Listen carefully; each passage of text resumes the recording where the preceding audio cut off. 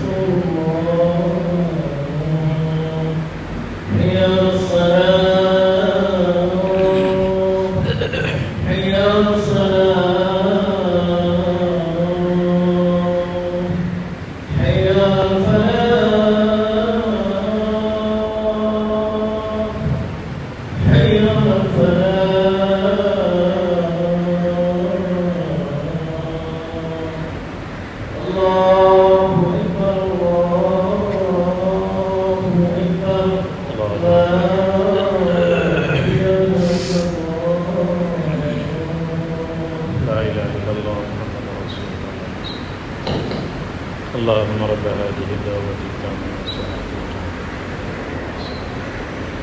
وبعده مقام المدن الذي وعدته.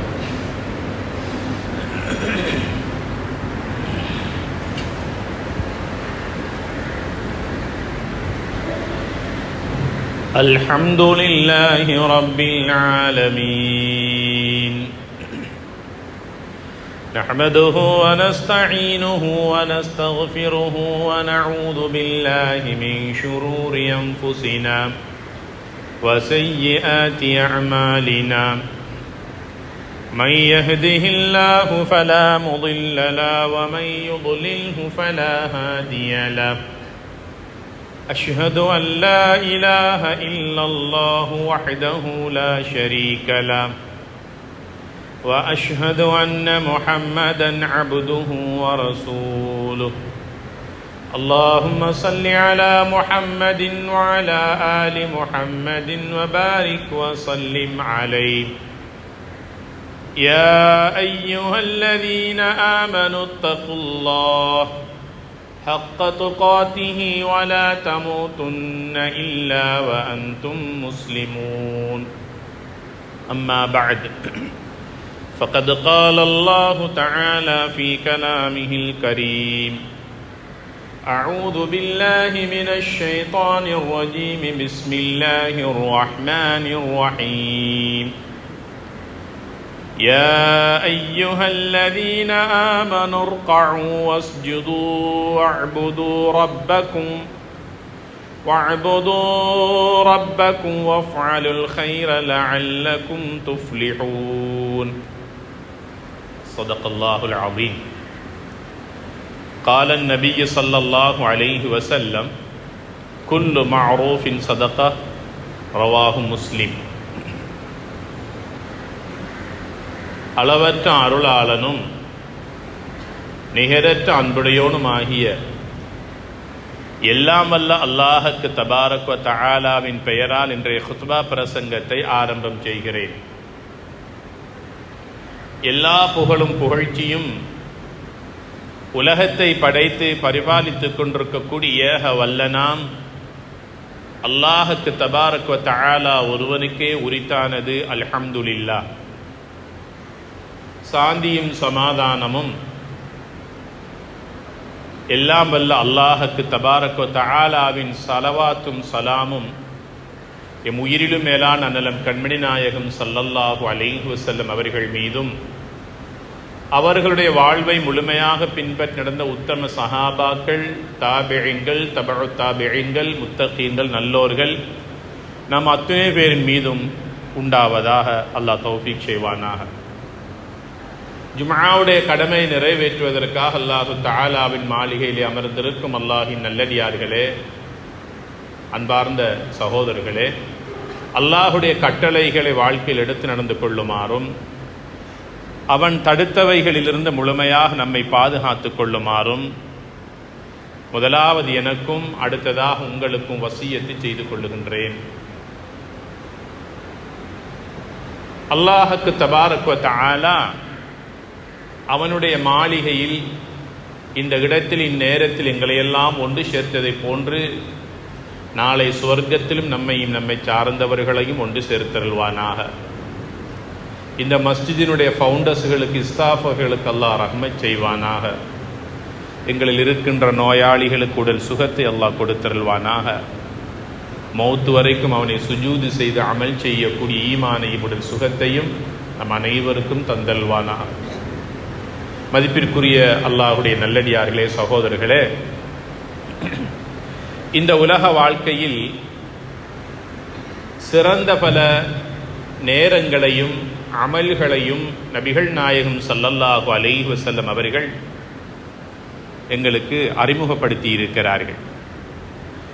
நேரங்களில் சிறந்ததாக, அமல்களில் சிறந்ததாக என்னுடைய இந்த குத்பா பேருரின் ஆரம்பத்தில் சில விடயங்களை நினைவுபடுத்துவதற்கு விரும்புகிறேன். நாட்களில் சிறந்த நாள் இன்றைய ஜும்ஆவுடைய நாள். இதை போன்ற ஒரு சிறந்ததொரு நாள் இருக்கிறதா என்றால் நிச்சயமாக இல்லை என்று சொல்லுகின்ற அளவுக்கு சிறந்த நாள் இன்றைய ஜும்ஆவுடைய நாள். ஜும்ஆவுடைய நாளில் நல்ல முறையில் குளித்து இருக்கிற ஆடைகளை, நல்ல ஆடைகளை அணிந்து அத்தர் நறுமணம் பூசி தங்கி இருக்கிற இடத்திலேயே உது எடுத்து கொண்டு பள்ளிக்கு நேரகாலத்தோடு வந்து 2 ரக்காத் பள்ளிக்குரிய காணிக்கை தஹியத்துல் மஸ்ஜிதை தொழுதுவிட்டு குத்பா பிரசங்கத்தை மௌனமாக இருந்து செவிமடுத்து 2 ரக்காத் ஜும்ஆவுடைய தொழுகையும் தொழுதுவிட்டு யார் தன்னுடைய இடத்துக்கு செல்லுகிறாரோ அவருடைய கடந்த கால பாவங்கள் அனைத்தும் மன்னிக்கப்படுகின்றன. போன ஜும்ஆவிலிருந்து இந்த ஜும்ஆ வரைக்கும் உண்டான பாவங்கள் அனைத்தும் மன்னிக்கப்படுகின்றன. அதிலும் விசேஷமாக ஜும்ஆவுடைய நாளுடைய இரவிலும் பகலிலும் என் மீது அதிகமாக ஸலவாத்து சொல்லுங்கள். நீங்கள் சொல்லுகின்ற ஸலவாத் நாளை கியாமத்துடைய நாளில் நபிகள் நாயகம் ஸல்லல்லாஹு அலைஹி வஸல்லம் அவர்கள் எங்களின் மீது ஷஃபாஅத்தை செய்வதற்கு வழியாக அமையும். நபிகளாருடைய ஷஃபாஅத்தை, பரிந்துரையை யார் ஒருவர் பெற்றுக்கொள்கிறாரோ அவர் நிச்சயமாக பாக்கியம் பெற்றவர். நரகத்தை விட்டும் பாதுகாப்பை அடைந்து கொள்ளுவார், சொர்க்க பாக்கியத்தை அவர் பெற்றுக்கொள்ளுவார். ஆக அதிகமாக நபிகளார் மீது ஸலவாத்து சொல்லுவதும் அஸ்ஸலாமு அலைக்க ஐயுஹன் நபிய்யு வ ரஹ்மத்துல்லாஹி வ பரக்காத்துஹு என்ற அவர்கள் மீது சலாம் சொல்லுவதும் இன்றைய நாளில் நாம் அதிகரித்துக் கொள்ள வேண்டிய சிறப்பான அமல்கள். வெள்ளிக்கிழமை எப்போது ஆரம்பிக்கிறது என்றால் வியாழக்கிழமை சூரியன் மறைந்ததிலிருந்து வெள்ளிக்கிழமை சூரியன் மறைகின்ற நேரம் வரைக்கும் உண்டான இந்த 24 மணி நேரங்களும் வெள்ளிக்கிழமைக்குரிய நாட்கள். ஆக நாம் வீட்டில் இருந்தாலும், கடையில் இருந்தாலும், ரோட்ல பயணம் செய்து கொண்டிருந்தாலும் அல்லது எங்கிருந்தாலும் சரிதான், ஓய்வான நேரங்களின் போது அல்லாஹும்ம ஸல்லி அலா முஹம்மதின் வ அலா ஆலி முஹம்மது என்ற நபிகள் மீது ஸலவாத்து சொல்ல வேண்டும். எங்களுடைய உள்ளத்தை அல்லாஹ் பிரகாசம் உள்ளதாக்கி வைப்பான். உள்ளங்களில் இருக்கிற கவலைகளை அல்லாஹ் நீக்கி விடுவான். குடும்பத்திலும் வாழ்க்கையிலும் அல்லாஹ் ஒரு நிம்மதியான ஒரு வாழ்க்கை அல்லாஹ் நசீபாக்குவான் என்பது சந்தேகம் கிடையாது. ஆக வெள்ளிக்கிழமை நாளில் நாம் சொல்ல வேண்டிய, செய்ய வேண்டிய அமல்களில் ஒன்று பிரதானம். ஏற்கனவே சொன்னதை போல அடுத்ததாக ஸலவாத்தும் சலாமும் சொல்ல வேண்டும். இன்னும் ஒன்றுதான், யார் ஒருவர் வெள்ளிக்கிழமை நாளிலே சூரா கஹ்ஃபை ஓதிக்கொள்ளுகின்றாரோ அலஹு அடுத்த ஜும்ஆ வரையான காலப்பகுதிக்குள் அவருடைய முகத்தை அல்லாஹ் பிரகாசம் உள்ளதாக, ஒளிமயமானதாக ஆக்குவான் என்று நபிகள் நாயகம் ஸல்லல்லாஹு அலைஹி வஸல்லம் சொல்லுகிறார்கள். வெள்ளிக்கிழமை நாளிலே சூரா கஹ்ஃபை ஓதுகின்றவர்களுடைய 1 வார கால பாவங்கள் மன்னிக்கப்படுகின்றன என்று சொன்னார்கள். தஜ்ஜாலுடைய ஷர்களிலிருந்து அல்லாஹ் அவரை பாதுகாப்பான் என்று சொன்னார்கள். ஆக வெள்ளிக்கிழமை நாள் என்பது அதனுடைய நன்மைகளை நாம் இன்னும் புரிந்து கொள்ளவில்லை. அதிகமான நாட்கள் எங்களை விட்டு கடந்து விட்டன. எஞ்சி இருக்கக்கூடிய நாட்களை பற்றி நாம் அறிய மாட்டோம். ஆக மொத்தத்தில் கடந்தவைகளாக இருக்கட்டும். இன்ஷா அல்லாஹ் எங்களுடைய ஹயாத்தை அல்லாஹ் நீளமாக்கி தருகின்ற போது அடுத்து வருகின்ற வெள்ளிக்கிழமைகள் இவ்வாறான நன்மைகளை செய்வதில் அதிக ஆர்வம் காட்டுவதற்கு அல்லாஹ் நம் அனைவருக்கும் தௌஃபீக் செய்வானாக. கண்ணியத்திற்குரியவர்களே, 2 வீடுகள், ஒன்று நாம் வாழக்கூடிய வீடு, இன்று நாம் வாழக்கூடிய வீடு. இன்னும் ஒன்று, அல்லாஹுவை வணக்கம் புரிவதற்காக நாம் வந்து செல்லுகின்ற அல்லாஹுடைய வீடு மஸ்ஜித். இந்த இரண்டு வீடுகளையும் நாளாந்த வாழ்க்கை நாங்கள் அனுபவித்து வருகிறோம்.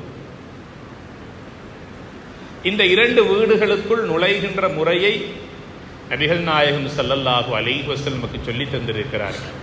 உங்களுடைய சொந்த வீட்டுக்குள் என்ட்ராகும் போது, நுழையும் போது முதலாவது சலாம் சொல்லுங்கள், இரண்டாவது பிஸ்மில்லா சொல்லி வீட்டுக்குள்ளே நுழையுங்கள்.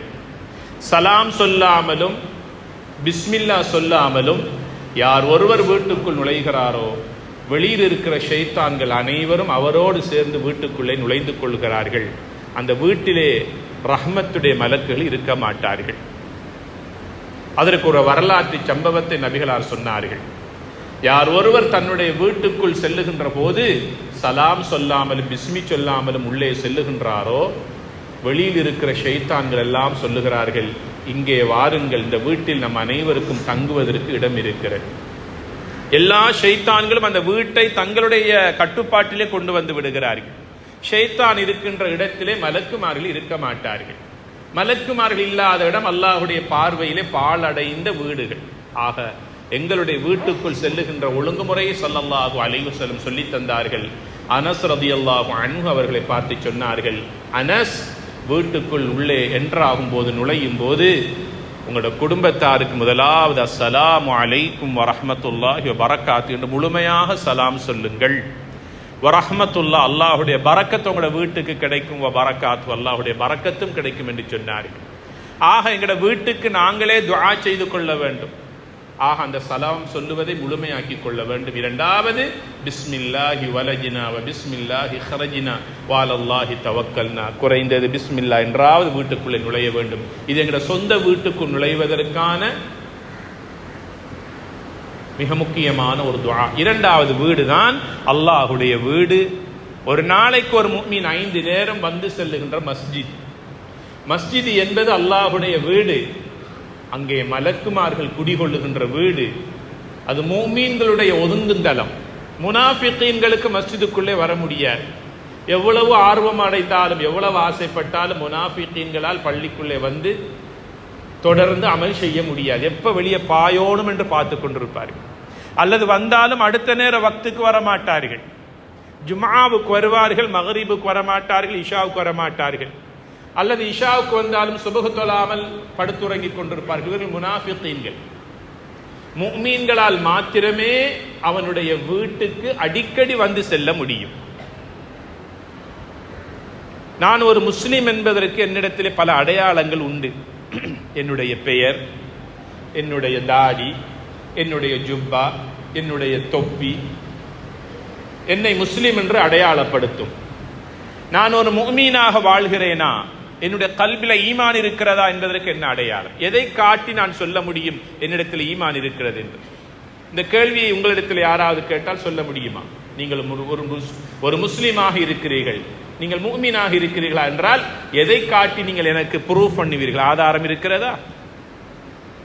நபிகள் நாயகம் ஸல்லல்லாஹு அலைஹி வஸல்லம் சொன்னார்கள், யார் ஒருவர் 5 நேர தொழுகைக்காக மஸ்ஜிதுக்கு வந்து செல்லுகின்றாரோ, தொழுது விட்டு சஃபிலே அவரை காண்கின்றீர்களோ, அவருடைய கல்வில ஈமான் இருக்கிறது என்பதற்கு அடையாளம் என்று சொன்னார்கள் நபிகள் நாயகம் ஸல்லல்லாஹு அலைஹி வஸல்லம் அவர்கள். ஆக நாங்க முஃமின்கள்.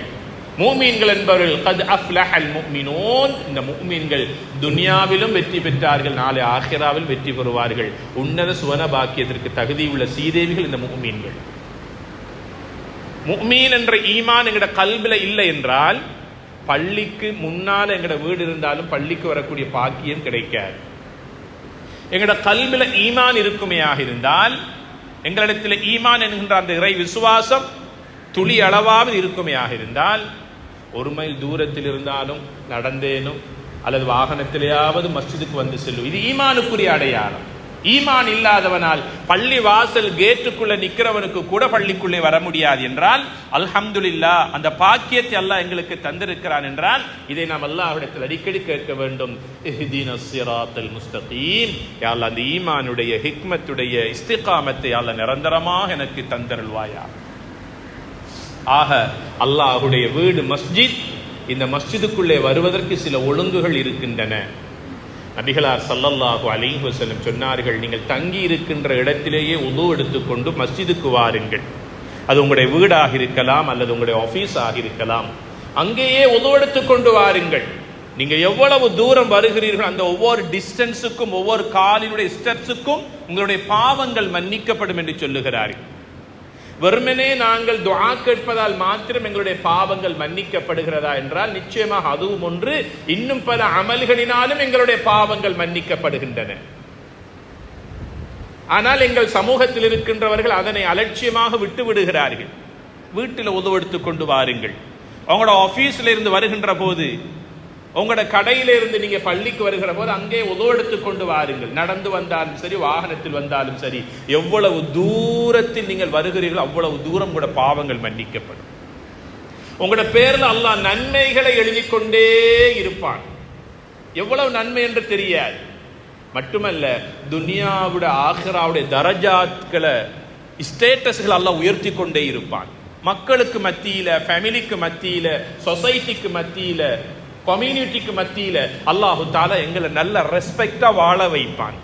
அது எங்களுக்கு தெரியாது. எதனால் இந்த பாக்கியம் கிடைக்கிறது நமக்கு தெரியாது. இந்த பாக்கியங்களை எடுத்துக்கொள்ளுங்கள் என்று சொன்னார்கள் ஸல்லல்லாஹு அலைஹி வஸல்லம் அவர்கள். ஆக மஸ்ஜிதுக்கு வருகின்ற போது முதலாவது நாம் தங்கி இருக்கின்ற இடத்திலேயே உது எடுத்துக்கொண்டு வருவதை நம் வழக்கமாக்கி கொள்ள வேண்டும். இரண்டாவது, மஸ்ஜிதுக்கு வருகின்ற போது நல்ல தூய்மையான சுத்தமான ஆடைகளை ட்ரெஸ் அணிஞ்சு கொண்டு வர வேண்டும். ஒரு கல்யாணத்துக்கு செல்வதாக இருந்தால், ஒரு வலீமாவுக்கு செல்வதாக இருந்தால், அந்த ஹோட்டலினுடைய தராதரத்துக்கு ஏற்றாற் போல உடுத்து செல்லுகின்ற எங்களுக்கு அல்லாஹ்வுடைய மஸ்ஜிதுக்கு வருவதற்கு தெரியவில்லை என்பது ஒரு கசப்பான உண்மை, கவலை. எந்த அளவுக்கு என்றால், சுபகுக்கு பள்ளிக்கு வருகின்றவர்கள் நல்லவர்கள், பாக்கியம் உள்ளவர்கள், முஃமின்கள், படுத்து உறங்கிக் கொண்டிருந்த சாரத்தோடையே வரக்கூடியவர்கள் இருக்கத்தான் செய்கிறார். படுத்த படுக்கையோட, படுக்கும் போது தூங்கும் போது எந்த சரத்தை கீழாடை உடுத்தி கொண்டிருந்தார்கள் அதோடு வரக்கூடியவர்களும் இருக்கத்தான் செய்கிறார்கள். பல நாட்கள் அணிந்திருந்த ஷர்ட்டையும் டிஷர்ட்டையும் அணிந்து கொண்டு வரக்கூடியவர்கள் இருக்கத்தான் செய்கிறார்கள்.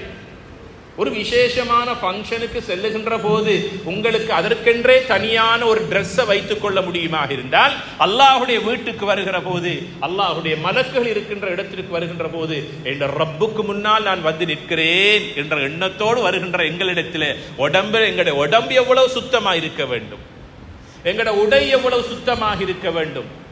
நபிகள் நாயகம் ஸல்லல்லாஹு அலைஹி வஸல்லம் சொன்னாங்களே, வெள்ளப்பூடு, வெங்காயம் போன்றவைகளை உண்டு விட்டு வாயை கொப்பளித்து மிஸ்வாக் செய்து சுத்தம் செய்யாமல் பள்ளிக்கு வர வேண்டாம் என்று சொன்னார்களே. ஏன்? மலக்குமார்கள் அதனால் அசௌகரியப்படுவார், கஷ்டப்படுவார்கள். பக்கத்துல வலப்பக்கம் இடப்பக்கம் நிக்கிறவங்களும் கஷ்டப்படுவாங்க. நாங்க வாயை திறந்து ஓதும் போது, எங்கட வாய் அசையும் போது பலவாறான நாற்றம் வீசுவது இயல்பு, தடுக்க முடியாது. அதற்கான வழிமுறைகளை ஸல்லல்லாஹு அலைஹி வஸல்லம் சொல்லுகிறார்கள். வெங்காயம், பூடு இவைகளை விட அகோரமானவைகள் தான் இன்று பாவனையில் உள்ளது. சிகரெட், போதை வஸ்து பாவனையாளர்கள், அல்லது கண்டவைகளையும் கடித்து உண்டுவிட்டு முறையாக சுத்தம் செய்யாதவர்கள் நான் சொல்லி நீங்கள் அறிய வேண்டியதில்லை. எத்தனையோ பேர் 2ஆம் 3ஆம் ரக்காத்தில் நின்று கொண்டு தொழுவதற்கு சகித்துக் கொள்ள முடியாமல் தொழுகை விட்டுவிட்டு போனவர்களும் இருக்கிறார்கள். என்னால் பல மக்களுக்கு கஷ்டங்கள் வரக்கூடாது. ஸல்லல்லாஹு அலைஹி வஸல்லம் அவர்கள் எங்களுக்கு சொன்னார்கள், பள்ளிக்குள் வருகிற போது அழகான நல்ல ஆடைகளை வைத்துக் கொள்ளுங்கள். பள்ளிக்கென்றே தனியான ஆடைகள், அதை வேற மார்க்கெட்டு கொடுக்கிறது இல்லை. வியர்வையோடு நாற்றத்தோடு வருவதை தவிர்த்து கொள்ள வேண்டும் என்கிறார்கள். ஏன்? அது மலக்குகள் வாழும் வீடு, முஃமின்கள் வந்து செல்லுகின்ற வீடு. நல்ல நறுமணம் இருக்க வேண்டும். உமர் இப்னு கத்தாப் ரலியல்லாஹு அன்ஹுடைய ஆட்சி காலத்தில் பள்ளியில உள்ளுக்கே நுழைந்தால் நறுமணத்தை கொண்டு பள்ளியை அவர்கள் அலங்கரிப்பார்கள். ஏன்? அல்லாஹுடைய மாளிகை. எங்கட வீட்டை கூட நாங்கள் இவ்வளவு அழகாக, பசுந்தாக, வெளிச்சம் உள்ளதாக, தூய்மையானதாக வைத்துக் கொள்ள முடியுமாக இருந்தால் அல்லாஹுடைய வீட்டுக்கு எவ்வளவு கரிசனை காட்ட வேண்டும், எவ்வளவு அக்கறை காட்ட வேண்டும். அது ஒரு முஅஸ்ஸின் தான் துப்புரவு பண்ண அர்த்தம் இருக்கா? அல்லது பள்ளி நிர்வாகம் மாத்திரம்தானா அதை நிறைவேற்ற வேண்டும்? அவர்கள் அதற்கு பொறுப்புதாரியாக இருந்தால் நம்ம ஒவ்வொருவருக்கும் பொறுப்பு இருக்கிறது. எங்கேயாவது ஒரு தூசியை காணுகிற போது, எங்கேயாவது ஒரு இடத்தை காணுகிறது, வீட்டுல ஒரு அருவருப்பான அல்லது தூசி ஒன்றை அல்லது ஏதாவது ஒன்றை அழுக்கை காணுகிற போது எவ்வளவு கவனத்தோடு ஆர்வத்தோடு மனைவி கிட்ட சொல்லாம பிள்ளைகள் கிட்ட சொல்லாம நாங்க எடுத்து கொண்டு போறோம். ஆனா ஆபீஸ்ல நாங்க பெரிய மேனேஜர், பெரிய டைரக்டர், பெரிய சிஇஓ, வீட்டில் இருக்கிற எல்லா வேலைகளையும் செய்கின்றோம். ஆனால் அல்லாஹ்வுடைய மாளிகை என்று வந்தால் அது குறிப்பிட்டவர்கள் மாத்திரமே செய்யணும். கண்ணுக்கு தெரிந்தாலும் குருடர்களைப் போல சென்று கொண்டிருக்கிறோம். அல்லாஹ்வுடைய மாளிகை. ஒரு நாள் பொழுது நபிகளார் ஸல்லல்லாஹு அலைஹி வஸல்லம் அவர்கள் மஸ்ஜிதிலே இருக்கிறார்கள். பள்ளியின் சில நிலைமைகள் அலங்கோலமாக இருக்கிறது.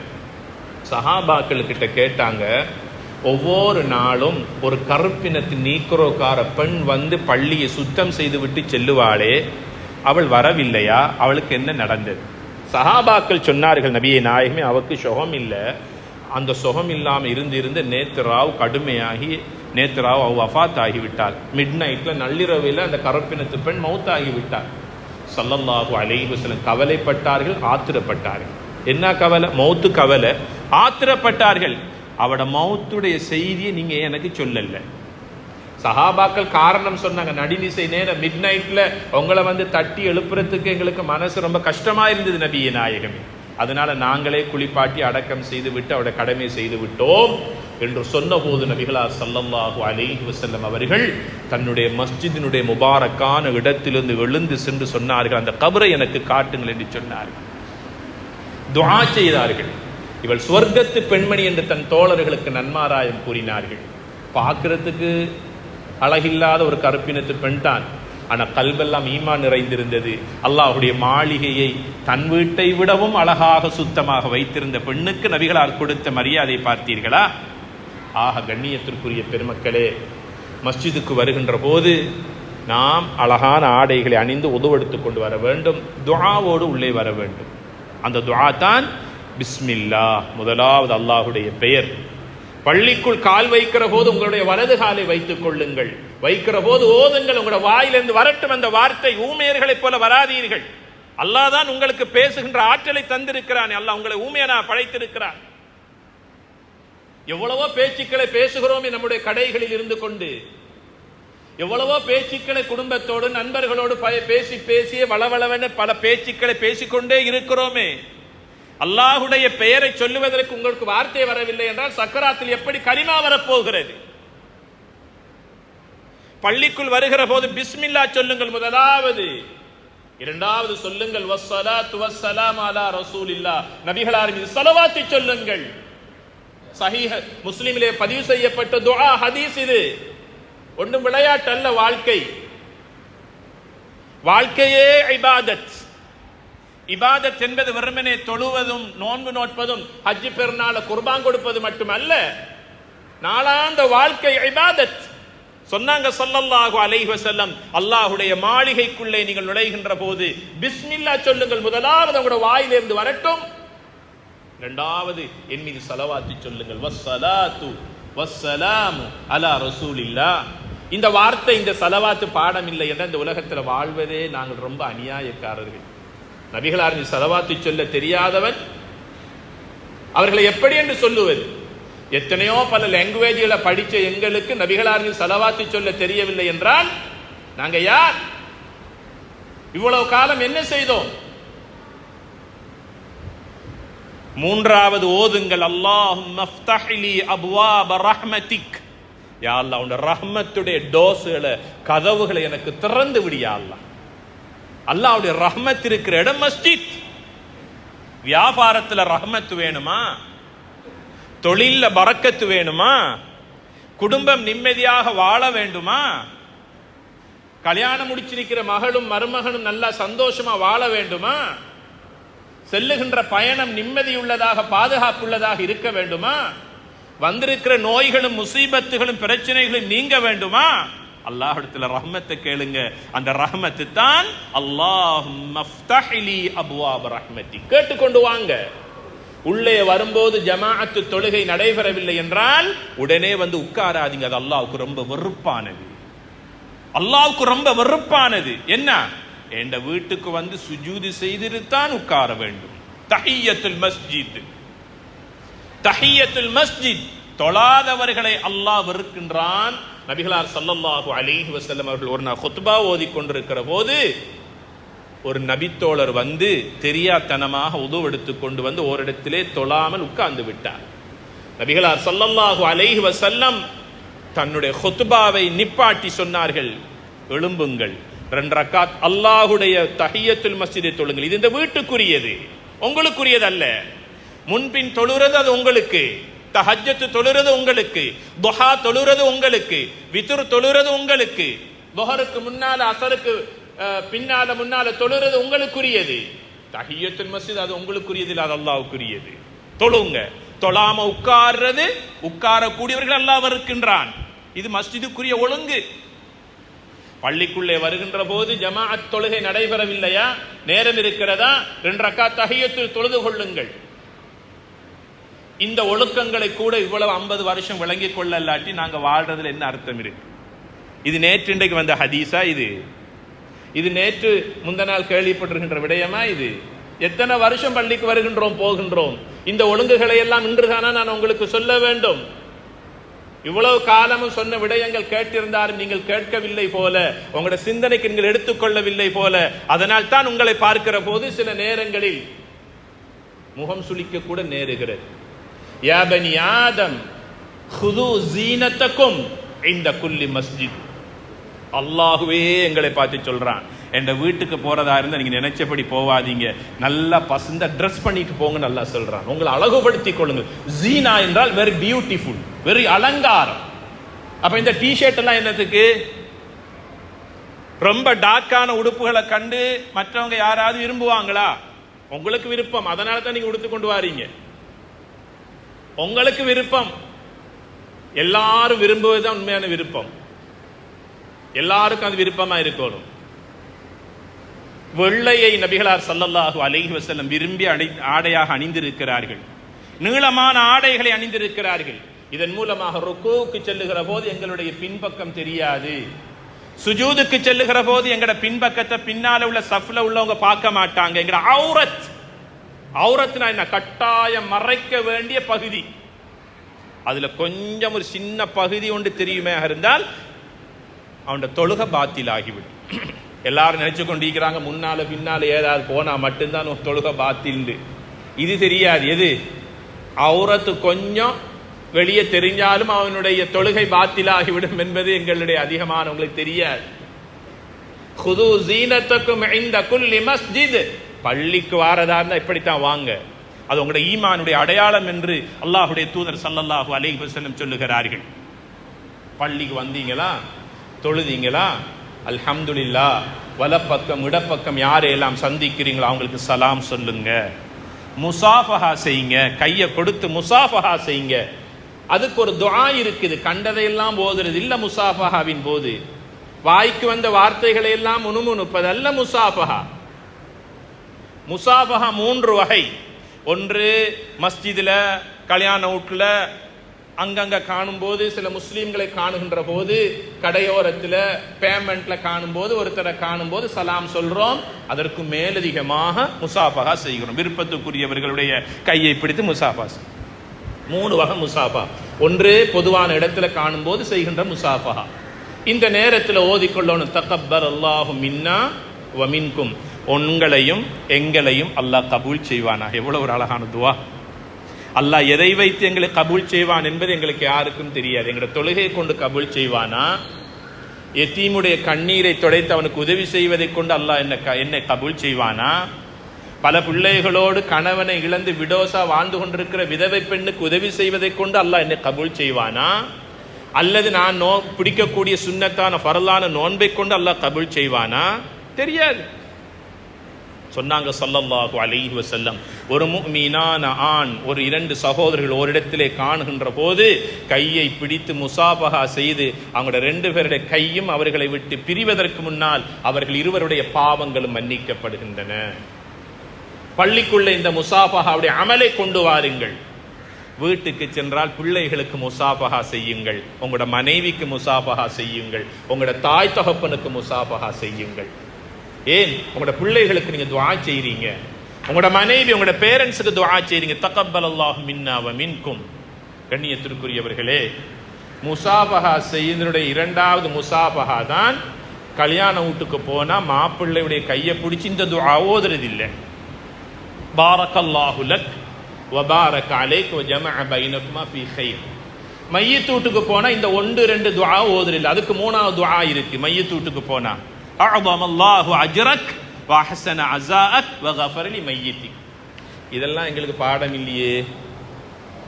நாளைக்கு நாங்க மையத்தா போனா பல மக்கள் வருவாங்க, இப்படி எங்களுக்கு துஆ செய்ய மாட்டாங்க.